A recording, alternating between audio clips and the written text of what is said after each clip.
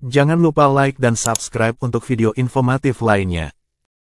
Bismillahirrahmanirrahim.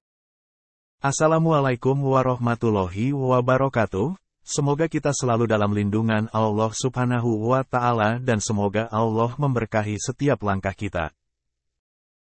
Selamat datang di Sejarawan Channel.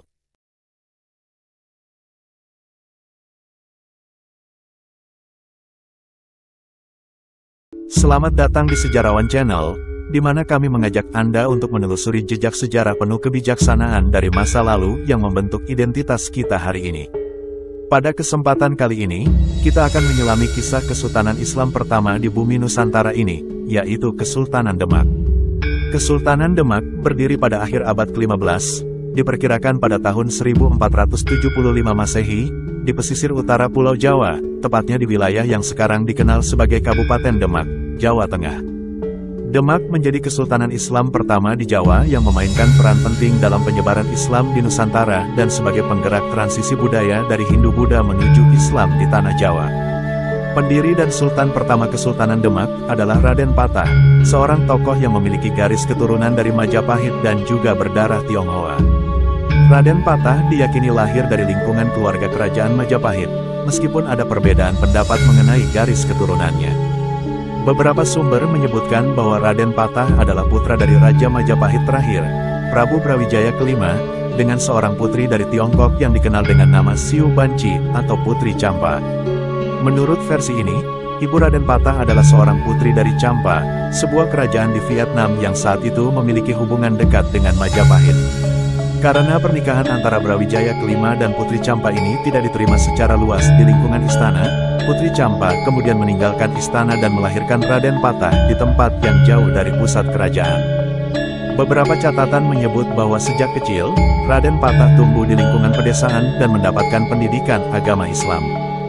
Meskipun masih memiliki darah raja, ia dibesarkan dalam suasana yang lebih dekat dengan masyarakat Muslim dan nilai-nilai keislaman. Hal ini menjadi salah satu faktor utama yang memengaruhi pandangan hidupnya serta aspirasinya untuk membangun kerajaan yang berbasis Islam.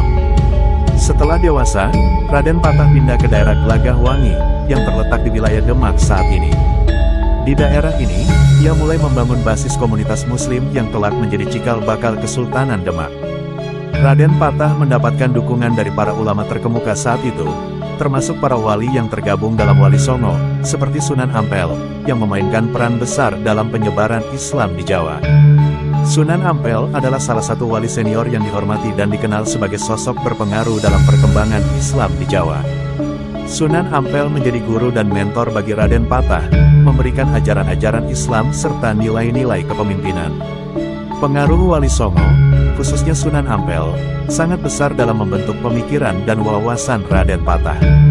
Ajaran-ajaran para wali yang menekankan sikap moderat dan pendekatan damai dalam dakwah memberikan bekal bagi Raden Patah untuk menjadi pemimpin yang bijak dan disegani. Didikan Wali Songo juga berperan dalam membentuk pola kepemimpinannya yang berbeda dari kepemimpinan Hindu-Buddha tradisional, yang lebih menekankan aspek kebangsawanan dan legitimasi keturunan. Raden Patah memilih untuk menggabungkan nilai-nilai keislaman dalam pemerintahan yang ia dirikan, dengan tujuan menyebarkan agama Islam dan menegakkan keadilan. Pada awalnya, Raden Patah mendirikan sebuah kadipaten di Gelagahwangi yang berfungsi sebagai pusat pemerintahan kecil untuk masyarakat Muslim di wilayah tersebut. Kadipaten ini berkembang pesat dan menjadi pusat kekuatan Islam di pesisir utara Jawa. Wilayah Demak yang subur serta lokasinya yang strategis di pesisir menjadikannya sebagai pusat perdagangan yang penting. Demak menjadi tujuan bagi para pedagang Muslim dari berbagai penjuru Nusantara dan luar negeri, termasuk dari Arab, Gujarat, dan Tiongkok, yang semakin memperkuat komunitas Muslim di sana. Perlahan, Demak mulai mengukuhkan diri sebagai pusat kekuatan yang mandiri dan berpotensi menggantikan Majapahit. Majapahit pada masa itu mengalami kemunduran yang signifikan. Faktor-faktor seperti konflik internal, perebutan kekuasaan, dan ancaman dari luar memperlemah kekuasaan Majapahit, sehingga kehilangan pengaruhnya di sebagian besar wilayah Jawa. Kondisi ini menciptakan peluang bagi Raden Patah untuk mendeklarasikan kemerdekaan Demak sebagai kesultanan yang berdaulat, lepas dari pengaruh Majapahit. Dukungan dari Wali Songo menjadi faktor penting dalam legitimasi Raden Patah sebagai Sultan pertama di Demak. Para wali menganggap berdirinya Kesultanan Demak sebagai langkah besar dalam penyebaran Islam di Jawa, dan mereka memberikan restu serta dukungan penuh kepada Raden Patah. Dengan bantuan para wali, Raden Patah berhasil membangun pondasi kesultanan yang kokoh dengan nilai-nilai Islam sebagai landasan utamanya. Proses ini sekaligus menandai transformasi Demak dari kadipaten kecil menjadi sebuah kesultanan Islam yang disegani, dengan Raden Patah sebagai pemimpin pertama yang diakui. Meskipun Raden Patah berhasil mendirikan Kesultanan Demak yang mandiri, hubungannya dengan Majapahit tetap menjadi persoalan yang rumit. Sebagai keturunan Brawijaya kelima, ia masih memiliki hubungan darah dengan Majapahit, yang membuat posisinya menjadi kontroversial. Raden Patah merasa bahwa ia memiliki hak atas tahta Majapahit, namun ia juga ingin memperkenalkan pemerintahan yang berlandaskan Islam, berbeda dengan Majapahit yang masih mempertahankan tradisi Hindu-Buddha. Menurut beberapa catatan, Raden Patah terlibat dalam serangkaian upaya untuk menaklukkan Majapahit, baik secara langsung maupun melalui aliansi dengan tokoh-tokoh yang juga ingin merdeka dari Majapahit. Salah satu peperangan penting yang dipimpin oleh Raden Patah adalah serangan ke Majapahit, di mana pasukan Demak berhasil mengepung wilayah Majapahit dan melemahkan kekuatan Hindu-Buddha terakhir di Jawa. Peperangan ini dianggap sebagai simbol transisi kekuasaan dari Majapahit ke Demak, sekaligus mengukuhkan Demak sebagai penguasa baru di Pulau Jawa. Sebagai seorang sultan yang memiliki komitmen terhadap penyebaran Islam, Raden Patah tidak hanya berfokus pada aspek militer dan politik, tetapi juga membangun pusat keagamaan yang kokoh di Demak. Ia memulai pembangunan Masjid Agung Demak, yang hingga kini menjadi salah satu peninggalan bersejarah paling penting di Jawa.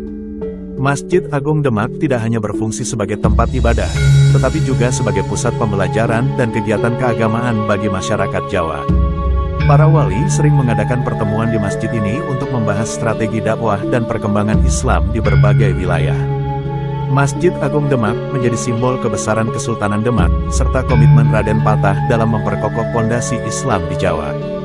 Bangunan ini mencerminkan arsitektur khas Jawa yang dipadukan dengan unsur-unsur Islam, menciptakan gaya yang unik dan mencerminkan identitas masyarakat Muslim Jawa. Para pengrajin lokal serta tokoh-tokoh agama terlibat dalam pembangunannya, menjadikannya sebagai simbol kolaborasi antara kebudayaan lokal dan ajaran Islam. Raden Patah dikenang sebagai tokoh perintis dalam sejarah Islam di Jawa, terutama karena perannya dalam mendirikan Kesultanan Demak sebagai kerajaan Islam pertama di Jawa. Kesultanan Demak yang didirikannya berhasil menyebarkan ajaran Islam ke wilayah-wilayah lain di Jawa dan memengaruhi kerajaan-kerajaan Islam yang muncul setelahnya, seperti Kesultanan Pajang dan Mataram Islam. Melalui kerjasama dengan Wali Songo, Raden Patah meletakkan dasar bagi persebaran Islam yang damai dan akulturatif di Jawa, yang mengedepankan pendekatan budaya dan nilai-nilai keadilan. Berdirinya Kesultanan Demak di bawah pimpinan Raden Patah menjadi titik awal dari perkembangan Islam yang pesat di Jawa, dan pendekatan dakwah yang dilakukannya bersama para wali memberikan dampak jangka panjang terhadap struktur sosial, budaya, dan keagamaan di Nusantara. Kesultanan Demak membuka babak baru dalam sejarah Jawa dengan mengintegrasikan nilai-nilai Islam ke dalam kehidupan masyarakat, menciptakan pola kehidupan baru yang berbasis pada nilai-nilai keadilan, persaudaraan, dan ketaatan kepada agama. Setelah wafatnya Sultan pertama Kesultanan Demak, Raden Patah, tampuk kekuasaan diteruskan oleh putranya, Pati Unus, yang juga dikenal sebagai Pangeran Sabranglor. Pati Unus dikenal sebagai seorang pemimpin yang sangat gigih dalam mempertahankan wilayahnya dari ancaman kekuatan luar dan memperjuangkan kepentingan umat Islam di Nusantara, terutama dalam melawan kekuatan kolonial Portugis yang mulai memasuki wilayah Asia Tenggara. Ekspansi militer dan semangat jihad Pati Unus menjadi salah satu tonggak penting dalam sejarah militer Kesultanan Demak dan memiliki dampak jangka panjang terhadap persepsi masyarakat tentang perlunya menjaga kedaulatan. Dukungan dari Wali Songo menjadi faktor penting dalam legitimasi Raden Patah sebagai Sultan pertama di Demak. Para wali menganggap berdirinya Kesultanan Demak sebagai langkah besar dalam penyebaran Islam di Jawa, dan mereka memberikan restu serta dukungan penuh kepada Raden Patah. Dengan bantuan para wali, Raden Patah berhasil membangun pondasi kesultanan yang kokoh dengan nilai-nilai Islam sebagai landasan utamanya. Proses ini sekaligus menandai transformasi Demak dari kadipaten kecil menjadi sebuah kesultanan Islam yang disegani, dengan Raden Patah sebagai pemimpin pertama yang diakui. Meskipun Raden Patah berhasil mendirikan Kesultanan Demak yang mandiri, hubungannya dengan Majapahit tetap menjadi persoalan yang rumit. Sebagai keturunan Brawijaya kelima, ia masih memiliki hubungan darah dengan Majapahit yang membuat posisinya menjadi kontroversial. Raden Patah merasa bahwa ia memiliki hak atas tahta Majapahit, namun ia juga ingin memperkenalkan pemerintahan yang berlandaskan Islam, berbeda dengan Majapahit yang masih mempertahankan tradisi Hindu-Buddha. Menurut beberapa catatan, Raden Patah terlibat dalam serangkaian upaya untuk menaklukkan Majapahit, baik secara langsung maupun melalui aliansi dengan tokoh-tokoh yang juga ingin merdeka dari Majapahit. Salah satu peperangan penting yang dipimpin oleh Raden Patah adalah serangan ke Majapahit, di mana pasukan Demak berhasil mengepung wilayah Majapahit dan melemahkan kekuatan Majapahit di Jawa. Peperangan ini dianggap sebagai simbol transisi kekuasaan dari Majapahit ke Demak, sekaligus mengukuhkan Demak sebagai penguasa baru di Pulau Jawa. Sebagai seorang sultan yang memiliki komitmen terhadap penyebaran Islam, Raden Patah tidak hanya berfokus pada aspek militer dan politik, tetapi juga membangun pusat keagamaan yang kokoh di Demak. Ia memulai pembangunan Masjid Agung Demak, yang hingga kini menjadi salah satu peninggalan bersejarah paling penting di Jawa. Masjid Agung Demak tidak hanya berfungsi sebagai tempat ibadah, tetapi juga sebagai pusat pembelajaran dan kegiatan keagamaan bagi masyarakat Jawa. Para wali sering mengadakan pertemuan di masjid ini untuk membahas strategi dakwah dan perkembangan Islam di berbagai wilayah.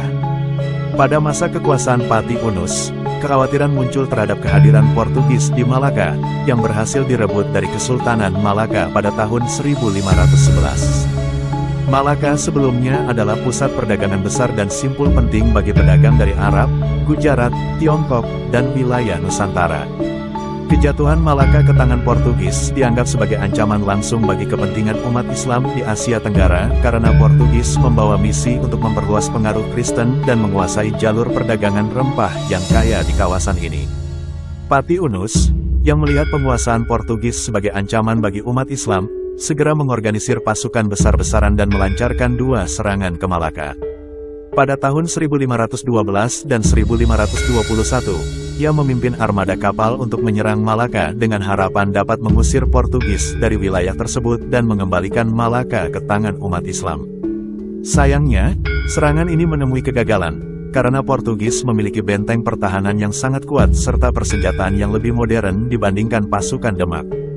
Meskipun Pati Unus tidak berhasil merebut kembali Malaka, keberaniannya menginspirasi banyak pemimpin Islam di Nusantara untuk melawan kekuatan kolonial Eropa yang terus berkembang.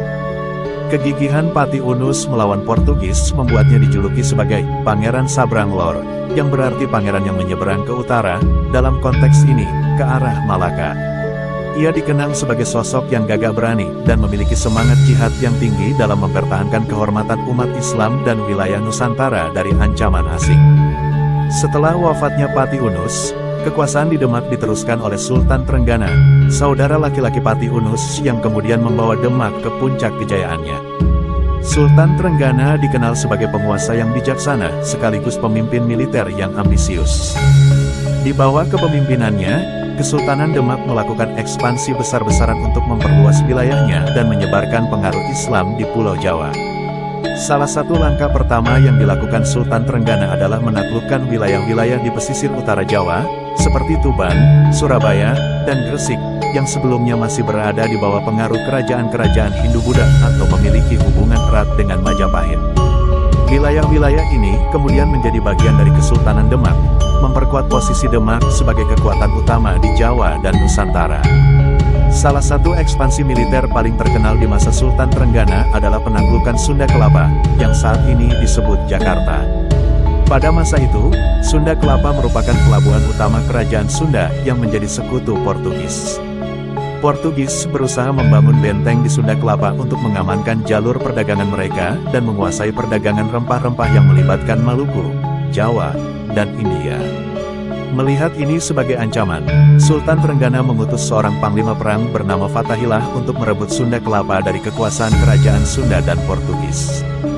Fathahilah, yang juga dikenal sebagai seorang ulama dan pejuang Islam, memimpin pasukan Demak dalam sebuah serangan besar ke Sunda Kelapa pada tahun 1527. Serangan ini berhasil memukul mundur Portugis dan pasukan Sunda, dan pelabuhan Sunda Kelapa pun jatuh ke tangan Kesultanan Demak.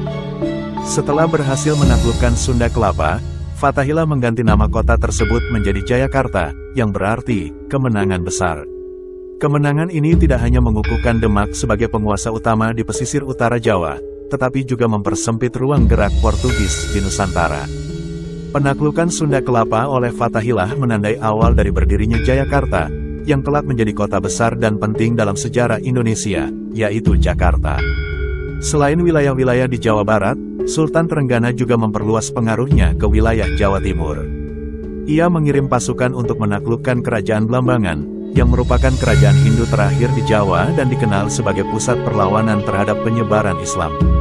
Penaklukan Blambangan menjadi penting bagi Sultan Trenggana karena wilayah ini menjadi benteng terakhir budaya Hindu-Buddha di Jawa dan merupakan simbol kekuasaan Majapahit yang masih tersisa. Namun, ekspedisi militer ke Blambangan ternyata menjadi pertempuran yang sangat sulit. Blambangan memiliki pertahanan yang kuat dan didukung oleh wilayah geografis yang sulit dijangkau, terutama karena wilayahnya yang berada di ujung timur Pulau Jawa. Meskipun begitu, pasukan Demak akhirnya berhasil menaklukkan sebagian besar wilayah Blambangan, yang menandai berakhirnya kekuatan Hindu-Buddha di Jawa. Penaklukan ini memperkuat pengaruh Demak di seluruh Jawa dan membuat kesultanan ini menjadi kekuatan utama di Nusantara, dengan hampir seluruh Jawa di bawah kendali Kesultanan Islam pertama ini. Selain menguasai Jawa, Sultan Trenggana juga memfokuskan perhatian pada Maluku, kawasan yang dikenal sebagai sumber rempah-rempah berharga. Sultan Trenggana mengirimkan armada dan utusan untuk mempererat hubungan dengan kerajaan-kerajaan di Maluku, seperti Ternate dan Tidore, yang juga merupakan kerajaan-kerajaan Islam. Meskipun tidak secara langsung menaklukkan Maluku, Demak berhasil membangun aliansi dengan para penguasa setempat, yang memperkuat pengaruh Demak di luar Pulau Jawa. Melalui aliansi ini, Kesultanan Demak berupaya menahan pengaruh Portugis di kawasan Maluku dan mengamankan jalur perdagangan rempah-rempah yang menguntungkan bagi Demak. Namun, di puncak ekspansinya, Kesultanan Demak menghadapi ujian besar. Sultan Trenggana tewas dalam pertempuran ketika memimpin pasukan untuk menaklukkan wilayah Pasuruan di Jawa Timur pada tahun 1546. Wafatnya Sultan Trenggana menciptakan kekosongan kepemimpinan yang berujung pada perebutan kekuasaan di dalam keluarga kerajaan. Perebutan takhta ini melibatkan dua tokoh utama, yaitu Arya Penangsang dan Hadiwijaya atau Jaka Tingkir. Arya Penangsang, keponakan Sultan Trenggana yang berhak atas takhta, terlibat dalam konflik berdarah dengan Hadiwijaya, seorang bangsawan yang memiliki pengaruh besar dan pendukung kuat di Demak. Konflik ini memicu perang saudara yang melemahkan kekuatan internal Demak. Pada akhirnya, Arya Penangsang tewas dalam pertempuran melawan pasukan yang dipimpin oleh Hadiwijaya.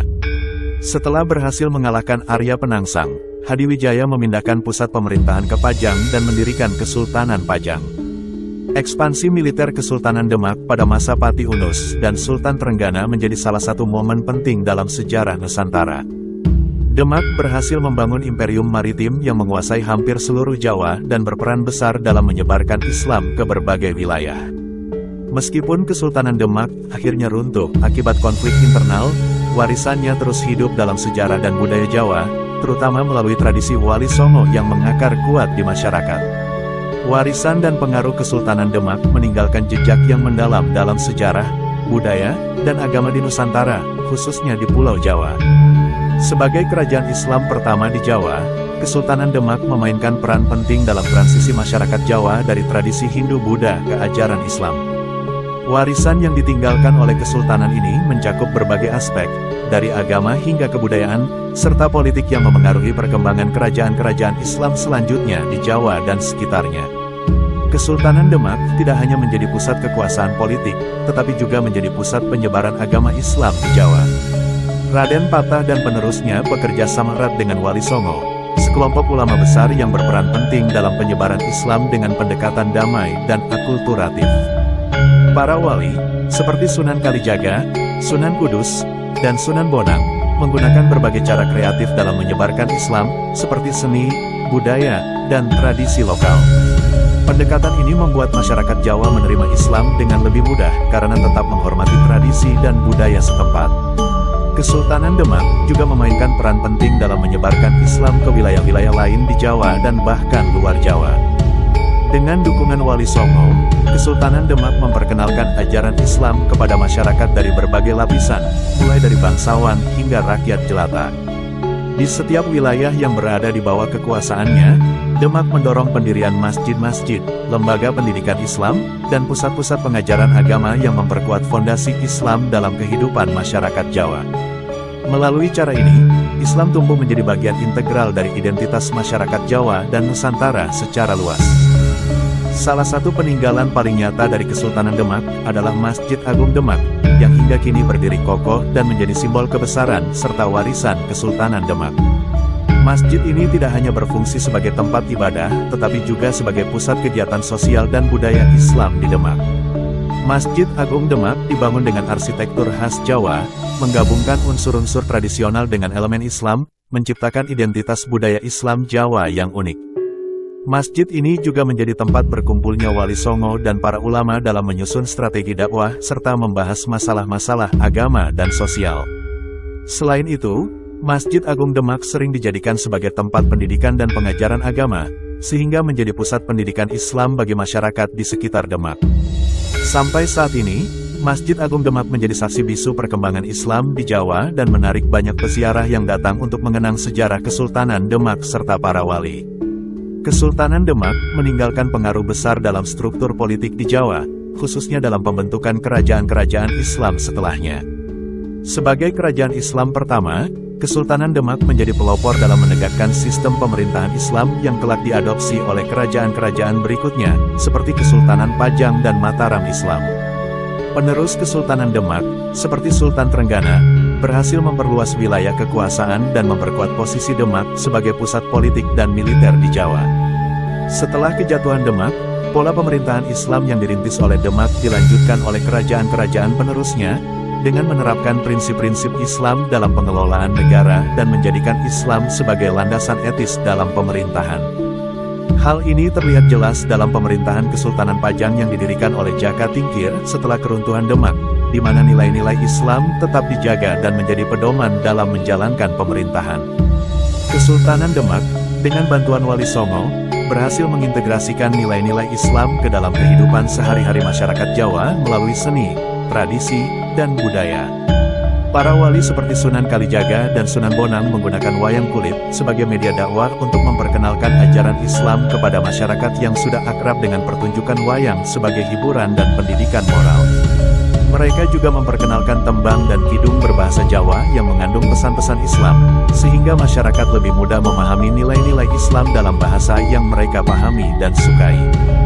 Demak juga berperan dalam memperkenalkan pakaian dan adat istiadat baru yang bernuansa Islam.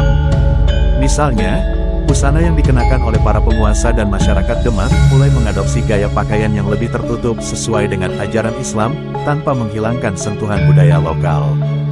Hal ini tercermin dalam busana tradisional Jawa yang kini lebih banyak menggunakan kain panjang dan baju yang menutupi sebagian besar tubuh. Kesultanan Demak mendirikan lembaga-lembaga pendidikan Islam yang terus berkembang hingga sekarang, menjadi pondasi bagi pendidikan agama di Jawa dan Nusantara. Para ulama dan tokoh agama yang belajar di Demak kemudian menyebar ke berbagai wilayah, membawa ilmu dan ajaran Islam yang mereka dapatkan di Demak ke daerah-daerah baru. Sistem pendidikan ini tidak hanya mengajarkan ilmu agama, tetapi juga keterampilan membaca dan menulis, serta etika kehidupan menurut ajaran Islam. Raden Patah dan penerusnya menguatkan tradisi pendidikan agama melalui pondok pesantren, yang menjadi salah satu sistem pendidikan tradisional Islam di Indonesia hingga kini. Pondok pesantren menjadi tempat belajar Al-Quran, hadis, dan fikih bagi generasi muda, dan berperan penting dalam membentuk masyarakat yang taat beragama. Banyak ulama besar Nusantara yang mendapatkan pendidikan awalnya dari pesantren di bawah naungan Demak, atau yang terinspirasi oleh sistem pendidikan di Demak. Warisan Kesultanan Demak juga memberikan inspirasi bagi pergerakan-pergerakan Islam di Nusantara. Dengan berdirinya Demak, masyarakat Muslim di berbagai wilayah Nusantara memiliki contoh nyata tentang kerajaan Islam yang berhasil berdiri dan berkembang dengan kekuatan militernya. Semangat Demak dalam memperjuangkan Islam dan melindungi wilayahnya dari ancaman eksternal memotivasi kerajaan-kerajaan Islam lain, seperti Ternate, Tidore, Aceh, dan Makassar, untuk memperkuat kekuasaan dan identitas Islam mereka. Demak juga menginspirasi berdirinya kerajaan-kerajaan Islam di Sumatera, Kalimantan, Sulawesi, dan wilayah lainnya. Dalam beberapa aspek, para penguasa kerajaan Islam di luar Jawa melihat Demak sebagai model pemerintahan Islam yang ideal, sehingga mereka berusaha menerapkan nilai-nilai Islam dan sistem pemerintahan serupa di wilayah mereka. Melalui hubungan perdagangan, diplomasi, dan aliansi, pengaruh Kesultanan Demak meluas dan menjadi faktor penyatu bagi umat Islam di Nusantara. Kesultanan Demak juga berkontribusi dalam perkembangan bahasa dan sastra Islam di Jawa. Para wali dan ulama yang bernaung di bawah Kesultanan Demak menciptakan karya-karya sastra berbahasa Jawa yang memuat ajaran-ajaran Islam. Beberapa karya sastra berbahasa Jawa ini, seperti Serat Wulangre dan tembang-tembang dakwah yang diciptakan oleh Wali Songo, masih dibaca dan dipelajari hingga sekarang. Melalui karya-karya sastra tersebut, ajaran Islam semakin melekat dalam kehidupan masyarakat Jawa. Banyak dari karya ini mengajarkan etika, moralitas, dan panduan hidup menurut nilai-nilai Islam yang disampaikan dalam bahasa lokal. Dengan cara ini, Islam menjadi lebih mudah diterima oleh masyarakat Jawa karena disampaikan dalam bahasa yang mereka kenal dan melalui medium sastra yang sudah menjadi bagian dari tradisi mereka. Warisan dan pengaruh Kesultanan Demak terlihat di hampir setiap aspek kehidupan masyarakat Jawa dan Nusantara secara luas. Sebagai kerajaan Islam pertama di Jawa, Demak tidak hanya memantapkan posisinya sebagai pusat politik dan agama, tetapi juga menyebarkan pengaruhnya melalui dakwah, pendidikan, dan budaya. Dengan mendirikan Masjid Agung Demak, membangun sistem pendidikan Islam, serta memperkuat identitas Islam Jawa, Demak telah memberikan landasan yang kokoh bagi perkembangan Islam di Nusantara. Nilai-nilai dan ajaran yang ditanamkan oleh Kesultanan Demak masih dirasakan hingga kini, menjadikannya sebagai warisan penting dalam sejarah Indonesia.